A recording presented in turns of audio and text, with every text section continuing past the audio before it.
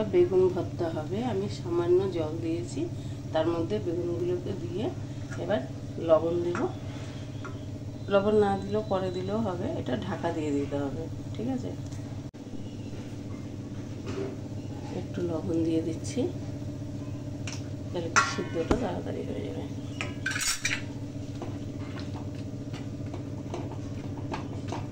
কুকারে করলে একটা সিটি মারলে হয়ে যায়, বড় বড় কেটে। আমি কুকারে করছি না, ঢেকে দিলাম।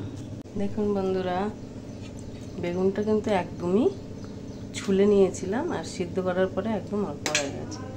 আচ্ছা, তো আমি এর মধ্যে নিয়েছি টমেটো কুচি আর রসুন কুচি, আদা একটু ঘষে নিয়েছি, আর লঙ্কা কুচি, ঠিক আছে। আর এর মধ্যে আছে পেঁয়াজ কুচি।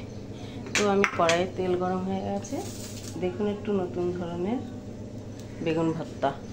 এই যে কড়াই তেল গরম হয়ে গেছে, আমি শুকনো লঙ্কা দিইনি, আমি পাঁচফোড়ন দিচ্ছি, একটু গন্ধটা সুন্দর হবে। পেঁয়াজ কুচি দিয়ে দিচ্ছি,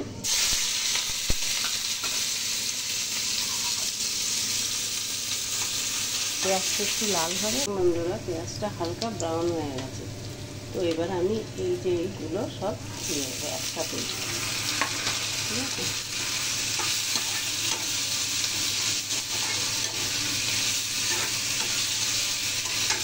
এর মধ্যে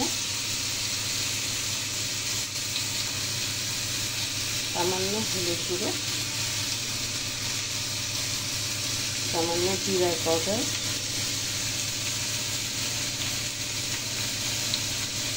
পরিমাণ মতো লবণ, বা তার কিছু দেবো না, নাড়াতে থাকি। এবার সিদ্ধ করা বেগুনটা এর মধ্যে দেবো।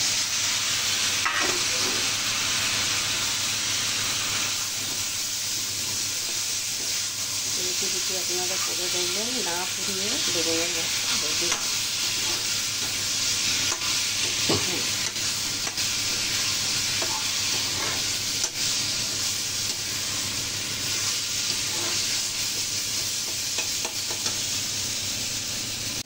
বন্ধুরা, বেগুন ভর্তা তৈরি।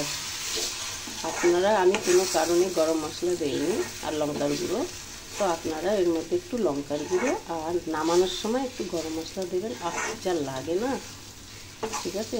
রেসিপিটি যদি ভালো লাগে লাইক করুন, শেয়ার করবেন, ঠিক আছে। না পুড়িয়ে বেগুন ভর্তা হেভি টেস্ট বানাবেন, ঠিক আছে। এইভাবে আপনারা বানাবেন, হেভি লাগে।